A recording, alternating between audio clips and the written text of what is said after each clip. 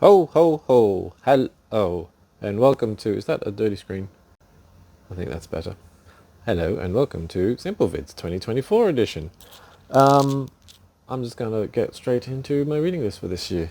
It starts with a very intelligent, funny, and humorous Douglas Adams working with Mark Carradine. Last Chance to See. This book came out in about the 80s and 90s, and obviously Mark Carradine is a famous natural photographer, very well trained and everything, while Douglas Adams is the guy who wrote Hitchhiker's Guide to the Galaxy, a very funny, very intelligent book. For some reason, they decided to put them together so they could go and see rare creatures that live only in Madagascar and write about it. It's very funny because it's Douglas writing. That's my January read. It's quite thin. I expect it to be over in 2 seconds, but compared to the other year when I started with American Psycho, this has me laughing as opposed to scared to read it. That's January. That's logged in. This is from my good mate Jamie. Thank you very much. I haven't laughed this easily in ages reading. There's the other feather on the back. That is Mark Carradine. I don't know anything about him, but he looks more like a bushman than Douglas Adams did. Douglas Adams looks like you've accidentally spilt his tea all over your lap, and he wishes you hadn't actually. Anyway, book 2. And this is not a steadfast order. This year I want to do 12 books, definitely, maybe up to 15, just because I want to spend a lot more time reading. But it's also including books that I have been trying to finish a lot of. And this one's a mammoth. And of course it's Julie. Sorry, had to restart because the phone told me it didn't have any memory left. Also, have you noticed I'm going for the up-down instead of the left-right? That was not intentional. Anyhow, my second book for the year. This is my February read, but if January proves to be very short-lived, then I'll get straight onto this and keep going.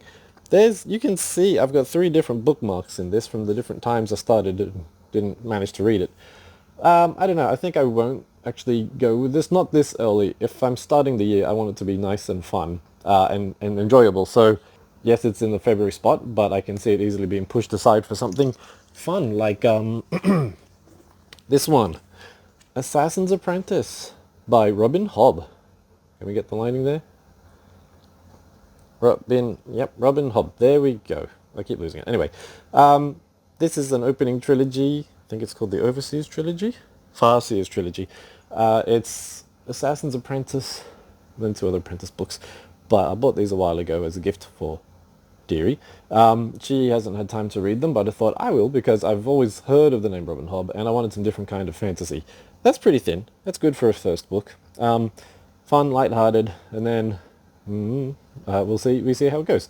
There is 3 of these. I've got them planned for one throughout every part of the year. I don't think I won't enjoy this, but we'll see. We'll see. So this is 3 triples I've had going for a while. Children of Dune by Frank Herbert. I read part 1. Wasn't super amazed by it, actually. It was well written, but the actual story it told, especially towards the end, got predictable. Just, it wasn't as amazing as I thought it would be after everyone said, oh, it's Lord of the Rings in space. Nothing is apart from space.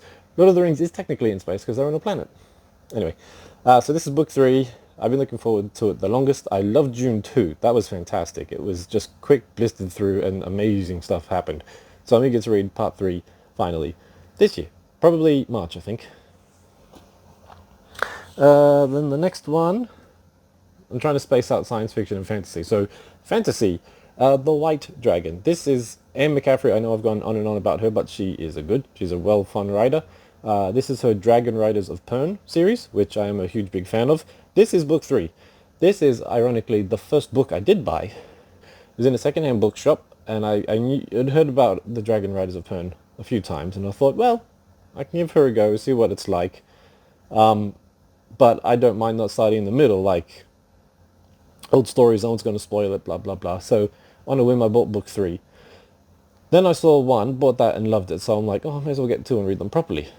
So this is that. You can see there on the front is the white dragon. There's a little human. I think that's Jackson. We don't meet until kind of the middle of book 2. He's only introduced. He doesn't really do anything. Lovely spine and, ooh, back with words. Anyway, that will be April's read. Then we've got...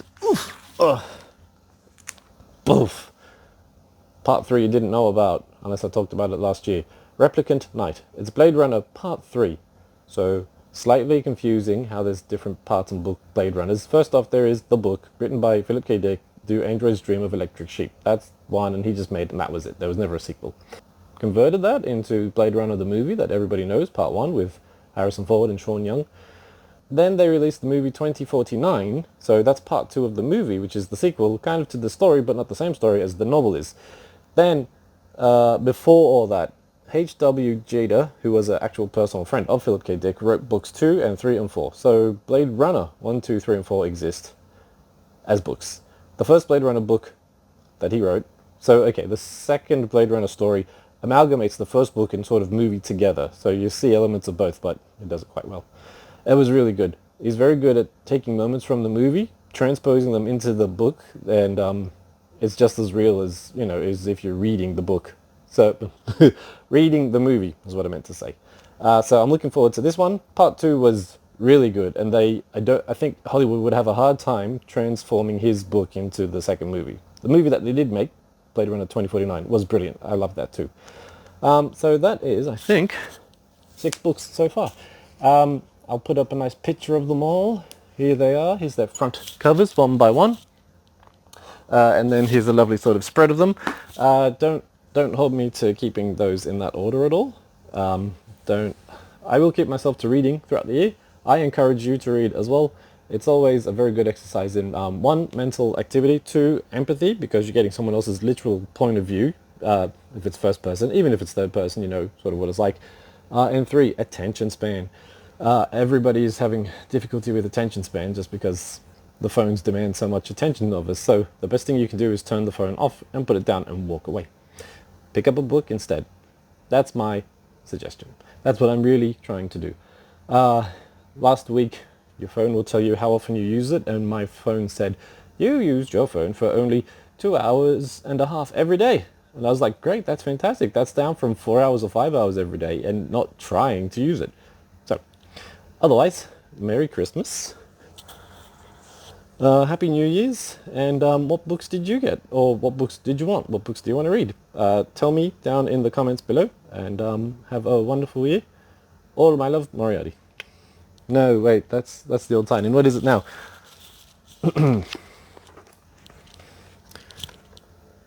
Hi, I'm Moriarty.